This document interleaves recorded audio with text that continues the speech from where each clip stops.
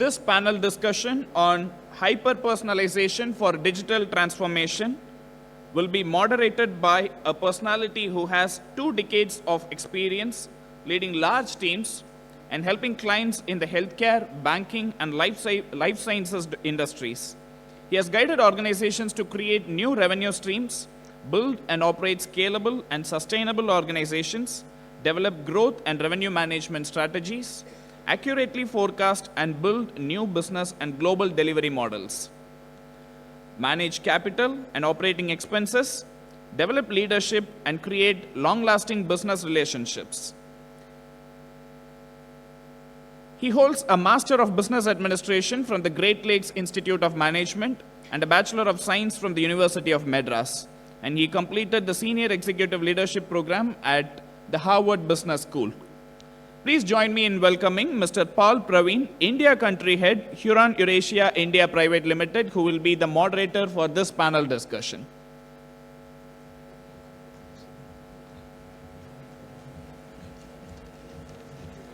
You're welcome. Yes.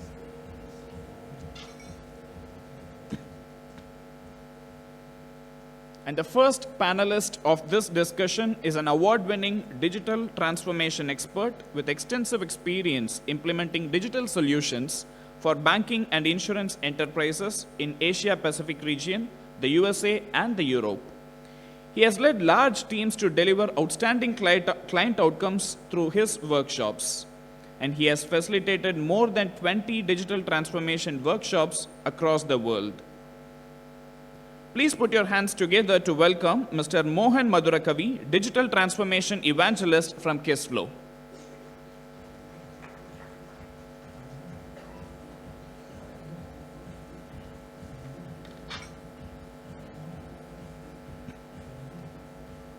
And the second panelist of this discussion comes with over 2 decades of experience. He has a wealth of experience in successfully directing marketing efforts for business-to-business technology products, services, and solutions worldwide. His expertise allows him to effectively translate executive vision and strategy into actionable plans. With a diverse background, strong analytical skills, and a deep understanding of growth markets, he consistently delivers high performance. Please put your hands together to welcome Mr. Tarun Devasia, Chief Marketing Officer of Ramco Systems.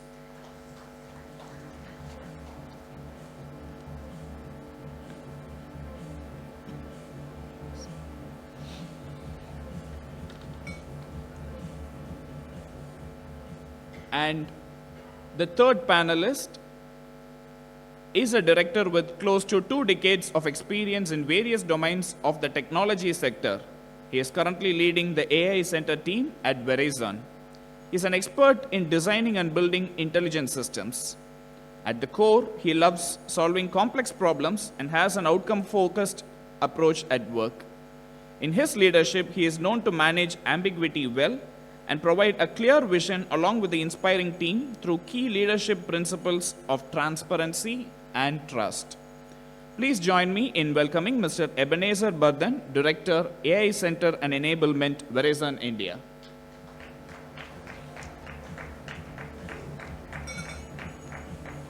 Over to you, Mr. Paul. Thank you very much. Good morning, everyone. Very quickly, now that you met the panel, we'll take a deep dive. We all have our favorite stories about, automation, personalization, and the way the technology has disrupted workforce and industries. I'll kickstart this morning with, a story that I like the most. It's about a workforce called as knocker-uppers. Some of you may have heard about it. If you've not heard it, the early 1900s, there was a thriving industry called knocker-upper industry. What it means is the advent of industrialization in the streets of London. People had to wake up early and be at the the factories where they had to work. But the problem was winters in London was harsh and people couldn't wake up. So they appointed these knocker-uppers. Knocker-uppers would dress up in a suit and their warm clothes, and they'll wake up at 5 o'clock. They'll have that knockers which were tied to a stick. So they'll go door to door and knock on the door and wake up people so that they can be at work on time. So this was a thriving industry. If you Google photos of knocker-uppers, they look like proper corporate folks with tie and suit and formal attire. Suddenly this entire industry was wiped off in less than 10 years, and the reason was invention of alarm clock. Right? So that's a classic story of how a small piece of technology can completely wipe out an industry. But the topic of interest for us today is 100 years later, alarm clocks is still so relevant. And if you look at it and ask, why is alarm clocks so relevant? Why hasn't alarm clocks been replaced by something else? Is the hyper-personalization that an alarm clock can bring, right? So this morning I set my alarm at 4:30. I checked with some of my panelists. Somebody said 6 o'clock, somebody said 5:30, somebody said 5 o'clock. I woke up to a ringtone which is forest sound. Somebody else may have had a ringtone which could have been a devotional music, rock music, and whatnot.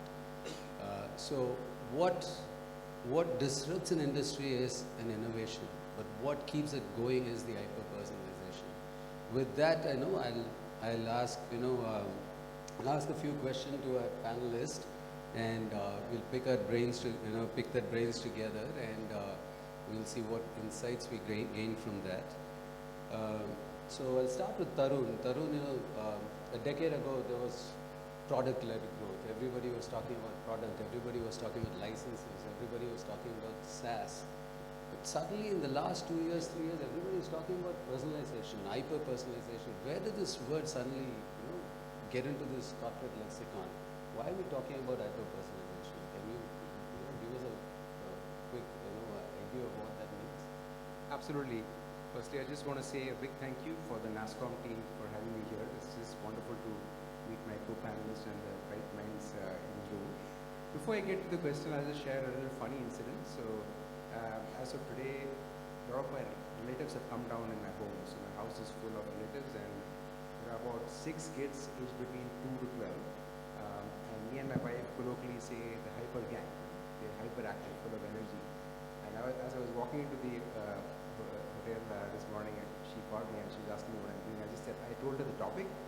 Some of the phone line wasn't clear. She just heard hyper and she was like worried about what I'm going to talk about out here. So I'll call her back and explain. But specifically about coming back to the question about hyper-personalization, I think for anything transformational to happen, there are a couple of things that should come together. I believe there are 2 things that are happening for this whole drive to happen. First is this whole concept of individualism. People these days are all about the strong belief is that every individual is different, right? Unique. I have my own needs, and that whole drive is happening. On the same note, there is also a different level of customer expectations. People prefer more tailor-made, more focused products and services to be delivered. That's on one end. Now, parallelly, something else is also happening. Technology is scaling up, and there are this whole concept of analytics, predictive analytics, AI and ML happening. So when both these things are coming together, I think that's the reason why you're hearing a lot about hyper-personalization, and that seems to be the most important thing in the whole journey. That's what I think. Thanks, Tarun. I empathize with you for the hyperactive kids at home. But to make it exciting, we've kept the hyper-digitalization as a topic so that it'll distract you for a little bit. Moving on to Mohan, how does you deal with a lot of customers. You as an organization is all about personalization and the digital journey. How does this personalization impact your customer? Why is it important for a customer experience? Right. So, good morning all, and thanks to NASSCOM for inviting me here. I think we need to just define a few terms before we get into the depth. See, hyper-personalization, why is it being talked about now, and how does it affect customer experience? So, this topic is not new actually. People were, actually it's easier to answer the other question. Why not hyper-personalization? Why did we not do it for so long? Because even if we take, the marketing courses, say 10, 15 years back, we always talked about customer segmentation. And then they said, bring the segment where n equal to 1. That means where only one person will be. So these concepts were there. But it was not easy to do. See, firstly, it was not easy for our own human mind to comprehend some sets of charts and all that. Say there are even 100 customers, even to understand what each customer is, and then look at it, it's not humanly possible to even understand. So, what has been, driving why hyper-personalization is being talked of now? We'll come to it. But let us define the term hyper-personalization. So, hyper-personalization. See, first of all, what is personalization? Personalization is you take one individual and see what is best for him, see his past data, and then you come with something. So you go to a doctor, the doctor goes through your old reports and says, okay, this is what you had, and okay, so you have now, thereby you have something now. Or you go to a wealth manager and says, this has been your risk profile, I know you well, and I think you should buy this. And it goes on, so medicine, education. So I know that you get these type of silly doubts, and for you, this is the answer. This individualized, that's personalization. But hyper-personalization, on the other hand, is that you are doing it in real time, right? So there was this talk about how do you make airports like digital transformation. Right? So one of the things was, once you're checked in and then you're walking, and then you got a lot of time actually, and you can actually, you want to do some shopping and things like that. So imagine if you're walking and then only yesterday you were shopping something online and then you stopped it halfway, but that thing is available in the shop where you're working, and then hey, I can also give you some discount, and something like that. In real time, if you're doing it, that's hyper-personalization. Now, why was it not being done so far if it is such a great thing, right?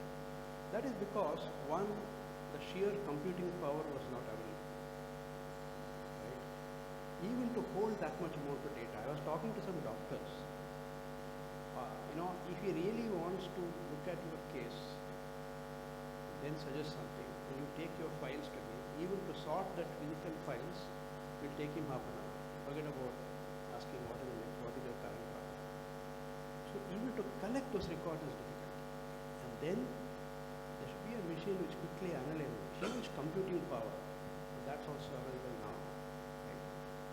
The third thing which has come about is the mobile thing. So in real time, it's able to talk to you. In fact, we had the keynote in the morning today. It can even speak to you in your local language. Right? And the customer expectation also changing. They expect you to be hyper-personalized. So if somebody calls me up and says, do you want a credit card? I'm going to say no. Actually, I fell for it once. The guy said, sir, you have bought so many railway tickets in the last 1 year. And that was true. And if you had saved 10 rupees per month, you would have saved 1,000 rupees, which is less than the cost of this card. And I was amazed at the amount of data he had on me. And said, sir, this is the best card for you. And the railway platform is free and all those things. And they went out. I get the card. He fell for it. Because it was hyper-personalized. Right? So how does it change the customer experience? That's the question, right? So the question is, it's like a wow factor. If you are so much, you know so much about me. Of course, there's another factor which is required, is that you have my, wellness, or my benefit, or this is good for me in mind. You're making money on the side and you're transparent about it, I'm okay. There's no problem there. But you should have my well-being in mind, and you should come with an intention to help me, and you have the data, and you have the capability. So you're a good doctor, firstly, not that you're a roadside quack. You are a good doctor, you know about me, and you are saying this is what is best for you. This is exactly what I want. And this is what the customer experience, be it online, be it on the mobile, be it anywhere else. And advice by your parents or whoever it is. You like it because you know these people have our well-being in mind. Right? So this is what is hyper-personalization. Thanks, Mohan. Thank you very much. Again, if there is any comfort, you're not the only person to fall for the trick. We all have one credit card. They sold us on some story like that. Coming back to hyper-personalization, the leading marketing thinker once said that, the success of smartphones today is that it's a clean slate. And the reason we keep going back and buying an Apple or an OnePlus is because you take the slate that you want, but you build your own phone, right? So no two-person today has the same, home page. We customize it to the way we want it. So that kind of, defines why, it's such a successful industry and a market for, globally. With that, Ebi, I have a question on what should be, as industries, as leaders, as, people who are driving hyper-personalization for the customers, what should be the approach to personalization in the digital transformation journey? How should we look at it? Sure, I'll do that. And I'm sure there's a varied audience, and I cannot hyper-personalize my answer. I'll give a very generic answer, but with very, very specific nuances from my experience. So he asked, what should be our approach towards hyper-personalization, and Tarun and Mohan gave a good brief on what it means. So first thing we'll have to be very clear is the easiest way to do hyper-personalization is make a very simple company, so that customers come to you and it's a very simple process. That's the goal of digital transformation, to simplify the back end, simplify the front end, and make it happen. But as your companies are bigger, you know that complexity is always going to be there, right? So it's not going to be easy for you to say, I'm just going to simplify everything, while that's going to be a journey by itself. So now the second aspect is, okay, I'm going to have some complexity because I need more margins. I can't just giving customers discounts and all of that. So that's the drive to margin really generally increases complexity. So now you're having a situation that, okay, my complexity is there. I have to still make it simple and for me. Like if you just want 2 words for hyper-personalization, that's for me. The customers, it's not about the models, it's not about the systems. How do customers feel that this company, what it does is for me, right? And that's where hyper-personalization really starts. So for that, we have to make sure that we first understand the complexity in terms of how many journeys a customer could go to, how many customers we have. That should help us set the goal of what we want to do from a personalization standpoint. Once you have that, second is, as a strategy team or a technology team or a business team, you need to be very clear that it's a horizon problem. That means there are certain things that we'll personalize this year, we'll continue to build that. So having a horizon thinking in terms of how you do investment in personalization and hyper-personalization is going to be important. And lastly, it's about the customers. It's not about the advanced models. It's not about the behavioral surplus, collecting more data. It's obviously that those things are means to the goal. But in 6 months, if you cannot come up with one user story that says, this is how I transformed my customer experience for this customer, that means you're trending in the wrong direction. So that could be one way of measuring, in spite of all the good things that you have to do, transformation, models, right, having the right experience and all of that. Just have that specific story about the customer and saying, in 6 months, this is the moment I want to talk about. Second thing is, when you personalize, hyper-personalization, and you talked about real time, it's also a continuous personalization. Okay, when a customer comes into you, you wow them with the moment, great. But is the provisioning of that product personalized? Is every single step in the process? And that's a very, very hard step. And that's what, so to do that, all of us have to be spending time understanding our processes, understanding our customers. So we generally said machine learning, shallow deep learning, and then deep learning. And now we are talking about transformers and all of that.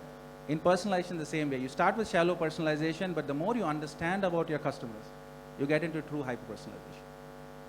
Thank you. Can I just add one more point to that? I think beautifully covered by Mohan and Ebi. But as we approach hyper-personalization, there's one very important component that we should all be aware of, especially the factor that it is also a multi-channel. So if we are serving a personal experience, remember the experience should be seamless when your customer moves from your website to your app to your social media or the emails that you're getting or even sales guy is calling from the company. So multi-channel experience, real-time enabled by tech is very important. Thanks for adding that commentary. So, Ebi, when you spoke about the approach, I heard you briefly talk about measurement and things like that. So Tarun, to build on that topic, all of us are in various stages of our digital transformation journey. Some could be very advanced, some could be just starting that journey. But what you are leading the marketing efforts for Ramco Systems. So what should be your how to measure? What is the ROI? How should we define success in a digital transformation journey, and particularly in the personalization context? And this whole concept about ROI is so important. At least for my company, my management team, they normally have this whole thing about if you have some slide where you have too many words, is it convert this to mathematics, and they say you speak the language of numbers. So like they say, what cannot be tracked cannot be measured, that cannot be improved. So giving an ROI perspective, I think the first thing is there are various metrics that you can absolutely use when you're looking at your customer. You can look at conversion percentages, you can look at average revenue per user. So you should all start with the KPI set. What are the KPIs that are going to track for this personalization network? I would say that is the first step. Have criteria within it. Do A/B testing. It's always, sometimes when something is new, you cannot even give a goal. So it's good to do some A/B testing and say, hey, these are the KPIs and this is the benchmark that we'll set. And starting with there, I think we can then look at various metrics, retention, like I said, average increase in revenue, engagement metrics that we can have. So that should be absolutely something that is built. But a word of caution, since it is new, I think be flexible, do testing, A/B testing, and then kind of redefine that. So we'll be a bit iterative in that whole process. Yeah, so I think on this ROI thing, especially for digital transformation, if you're talking of a few percentage increase, you're on the wrong track, right? In digital transformation, if you're not talking 2 times, 10 times, then you're not doing digital transformation. You're doing something else. I mean, it's a very difficult thing. See, the basic thing what we do is that supposing there's a paper thing and then you make it into a computer-based thing. That is called digitization. So you make from paper to that. Now, no change in the process. But suppose you make the process itself intelligent, where the system drives the process and there's a workflow and people are alerted on their mobile, whatever, omni-channel and all that. With these 2 things, you may get 20% increase, 30% increase, depending upon how bad you are to start with. But when you come to digital transformation, when you become really intelligent and you do this hyper-personalization thing, the business model changes, and there you get 10 times the benefit. And you may say, hey, come on, what are you talking about? We are hardly able to make 5%. But consider some examples. For example, this fast tag you see. You see the amount of time we used to spend on the Bangalore Chennai, more than half an hour I have spent. Now it is seconds. So how many times increase? So if you apply your mind to it, you will really see 10 times, 20 times, and then if you start talking about ROI, how much percentage and all that, you're the wrong track. And just to add there, again, different businesses have different ways of measuring. In some cases, like for a telecom company, personalization becomes a means to the end. So if you're improving sales, you're measuring sales, and then the question becomes attribution. So what Tarun talked about was A/B testing is very important. But when you want to get into hyper-personalization, let's say you have a retail store and transactions, and think about it within a non-hyper-personalized world, the customer is coming and explaining a lot of things before the transaction starts.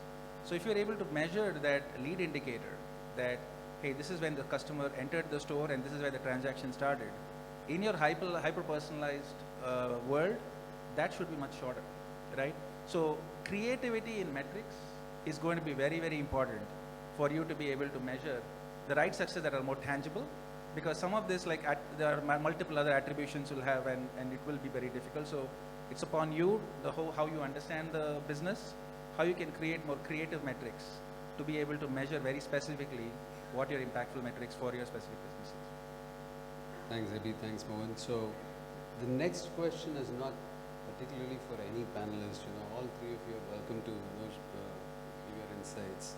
So personalization could mean different things to different people, different industry, depending on who your customer is. So if I am a person who's starting this journey, or if I am a person who's leading this initiative for this organization, what should be my true north?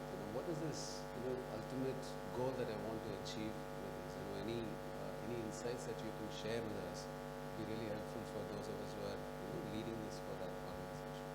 Yeah, I think this is going towards the ethical and those sort of what should be my true north in hyper-personalization, I think the basic principle is the same, right? I am here to serve the customer, right? And honestly, I want to serve him better. I want to serve him better by knowing him better, and I want to serve him better by, knowing all the options available and suggesting to him the best option which he should take. That is the true north, actually.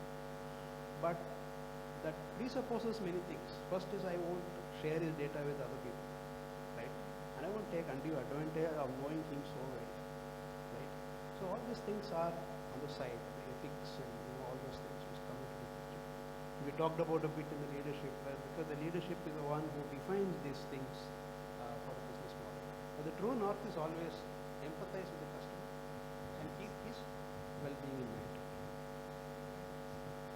Yeah, I would say as like slightly the variation of what Mohan said is you're going to think milestone based.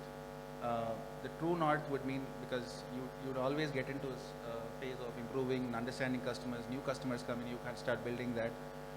As long as your goal on personalization is towards certain business KPIs, and you're able to say that, hey, my understanding of customers is what I really need to improve on, the more you're able to improve that metric and think more milestone based, because personalization is just a means to the end. It's not a north by itself.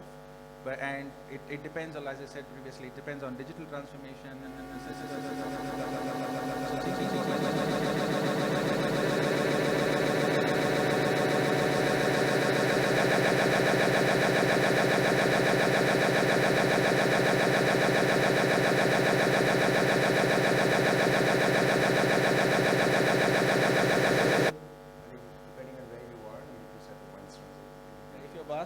if our boss asks for KPIs, we can say the answer, that it's an evolving. It's evolving. That's the key takeaway. But on the similar topics, this question is going to sound a bit rhetoric question, but I'm still going to go ahead and ask. The question is, is the industry or is the consumer ready for this change, to embrace this change? What's happening in terms of digital transformation, what's happening in terms of personalization, how prepared is leadership, how prepared is the end consumer according to you, and what is your recommendation for those of us who are serving to customers who are not ready? I would say the industry is certainly, we're already on the personalization story now, hyper-personalization is already happening, and we don't have a choice. Absolutely, because like they say for AI, right? They say you're not going to be displaced by AI as a technology, but you will be displaced by the person who's using AI. Similarly, if you're not hyper-personalizing, somebody your competitor is, and then you will be soon kind of going out of market. So it's not a choice that we have. I think it's something that we certainly need to adopt. And I guess the industries are ready in some sense because of all these cool technologies we spoke about, which are the bedrock for hyper-personalization, AI, and I think we're there, and the adoption would be much faster as we move forward. Yeah, I would say that the customer definitely needs it. He wants it. He's demanding it. Okay, hyper-personalized. He was always demanding it. He did not get it, but he is always demanding it. But the companies, on the other hand, are facing a peculiar problem. For the first time, the solutions are vast.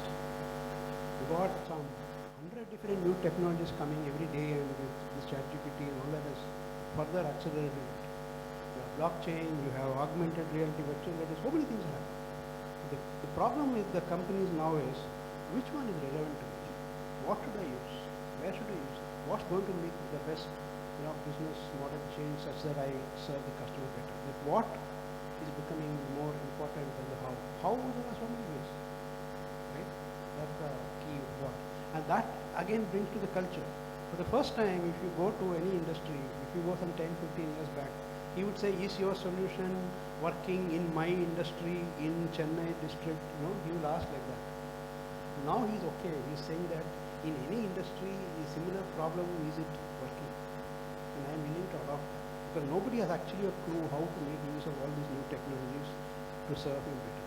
So the what to do is becoming Keyword that key phrase that product companies use. It's called behavioral surplus. It's about how much you can collect about the customer. So one thing that if you are an enterprise using customer data, if you are a product that's dependent on building products based on this data, you have to understand that with personalization, there is always another bar that's coming in, its privacy, right? What is the state of privacy today may not be the state in 5 years. That you may have more data available, but you may not be having more data available to be used in personalization, right? So it's a very, very subtle thing. And now if you're saying that in US, they passed on like to make sure that how do we do ethical AI and responsible AI, that's catching up. Most of you would have heard about it. So that evolution is very, very important. So if you're a company just thinking that I have this data, that a network data that this person is in the airport, and you're driving your complete brand around that experience, what happens when that network data or location data is not available 3 years later, right? So making sure that if you're a company that's doing personalization, being aware and investing in privacy, investing in understanding legal, understanding all of this is so critical, because as I say, customers want personalization, but customers do not want others to know. They want the safety of the data. They want the data to be completely encrypted, right? So this will evolve, and that evolution, to your question, that's the game I feel that's going to be very important. Whichever company is able to manage both of that effectively is probably going to make the best one. Thank you, Ed. I just want to add one single point to that is how it's super important. We didn't touch upon privacy and legal issues, but there's a school of thought where people, when we talk about hyper personalization, there are a lot of customers who call it as creepy personalization. You know, it scares the Mickey out of them that so much about them and you're trying to personalize it. So I think there's also a fine line as on the company side, as marketers, as sales and leaders, that we know where to draw the line and where it kind of leads towards the creepiness. Thanks for sharing. Some big takeaways for me is that it is not an option, you'll have to do it.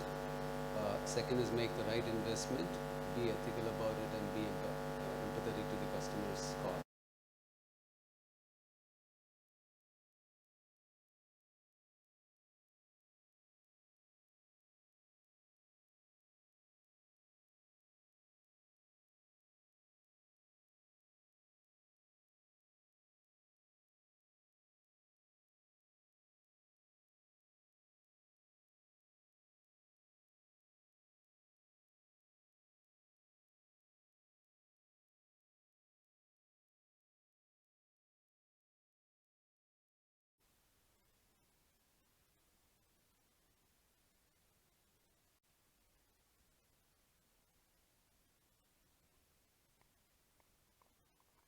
Personalization. So the first thing that came into my mind is what he touched up lately, that is like the personal boundary or the data security.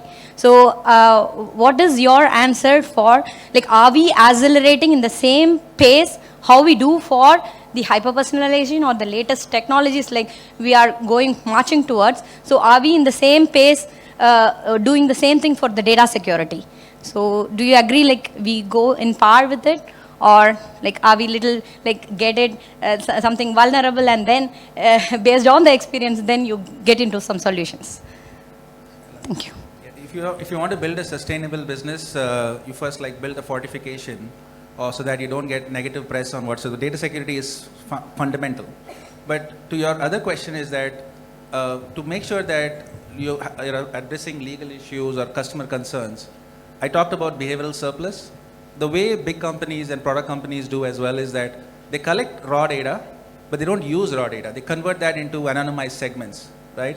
So instead of saying this person went to this cricket match and this, that, they will just say cricket enthusiast or something like that. So you're kind of depersonalizing some of those insights, and then that's linked to a customer. So you've never been able to link the raw data to this one. So there is a machine or engineering that kind of addresses it. So if anyone is interested in making personalization your North Star or your code, you have to invest in security and fortify your complete machine and process to be able to build a sustainable business. That's a good question. Any other question from anyone? Oh, there's another gentleman there.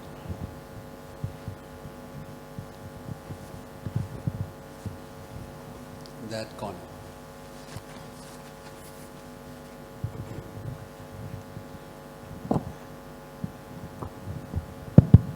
Thank you. So very good insights from all the experts on stage there. I just want to know what are your thoughts to address a market of one while building scale for the organization. So personalization, we keep talking about now. The hyper personalization is just basically looking at the market as one customer. It's a market of one person. So how do we address the market need of one while achieving the scale? I mean, that is the whole idea. How I think it's still that the work is halfway done. It's not like we are really arrived at it. For example, if you take in India, the amount of drug dosage cancer patients should get is not customized to the Indian gene, but they are doing it, right? But then, I mean, we are still at the country level. We are not even gone down to my individual level where saying that, okay, this is the gene telomere length and then this must be the dosage. We are far away from it. But I think we are getting closer. I think for the first time, the company has the tools and it's cheap and a lot of research is happening on how to get it done, especially in finance like wealth management and things like that. It's quite easy to do it. But I think again the question comes to the intent part of it. Do I really need to do it at this level? And also the thought. The problem is really not finding out the correct algorithm to use. That is the easy part. Even a fresh graduate can do it for you. But it's really the leadership who wants to do something good and hyper-personalized service. I think that's the more important part, which is the thing to be done. But are we doing it? Yes, we are doing it. Right? I think just to add, just very small plug. It's not, there are different ways of thinking. Don't take the solution and say find the problem, right? Like I have a market segment one, what do I do with it, right? It's sometimes the reverse. In some cases, there's a shoe company that was able to create hyper-personalized shoes that worked for one of them. But in other cases, it's like what he said is the reverse works. You have a problem, how do I hyper-personalize that experience? So that's a very important aspect of hyper-personalization, that don't take the problem, a solution and say, okay, this is where the problem is going to fit. It many times doesn't work. I just wanted to add, I mean, your question was, how are we doing this one-on-one, right? I mean, see, earlier when personalization was there, I mean, many decades ago, we used to send postcards, right? We used to write the names. And then we got a little better and the personalization was done segment-wise, for an industry, for a geography. But this hyper thing came about using tech. So my single answer to you is technology makes it available, right? So you can go hyper, you can customize it one-on-one. I mean, you see that around the world of Netflix and the way you shop, it's so hyper-personalized. So the latest cool technologies is just making this available at scale. Otherwise, you'll have to still write it down. But thanks to all these cool technologies, it can be done at scale now. Yeah. I'll give you one more example on hyper-personalization. See, previously what used to happen, I used to be in a bank, Citibank, I was there, and we used to give loans. And our criteria for giving a loan is that if you are a salaried class and if your income is so much, then up to so much you can give. That was it was like a segment, but it was not segment of one, right? And then we had a sub-segment of that. If you are a private individual owning something, then something else. Or if you are just graduated something, it was like segments. Now there is a company, okay, which is, I think, Cashy or something like that. That model which works is that you can apply online and you have to allow it to read all your WhatsApp chats and all the social media, all that. And it's something it figured out. It learned a lot, this machine learning thing. And it is able to figure out how much to give you loan. Hyper-personalized to the core, right? It can do it in real time. I think the loan dispersal, is the lowest, 8 minutes or something like that. Very nice. So that's hyper-personalization for you, right? So it's easy to do in finance, but it may be more difficult to do in other things, but it's happening. Really good. Thank you very much for sharing this insight. As we all can see that they're very passionate about this topic. Please find them after this session if you have any further questions. Audience, you've been a wonderful audience, and panelists, it was such a pleasure working with you. Thank you so much. Thank you. Thank you.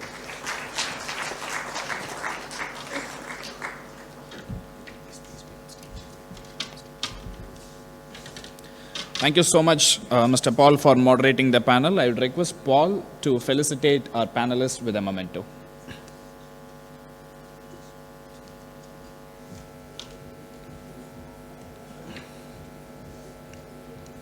Thank you, Mr. Mohan.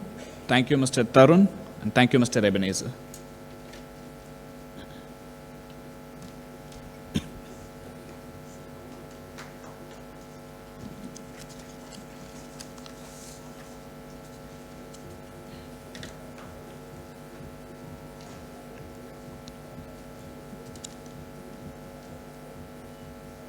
I would request Mr. Guhan from NASSCOM to felicitate our panel moderator, Mr. Paul, with a memento.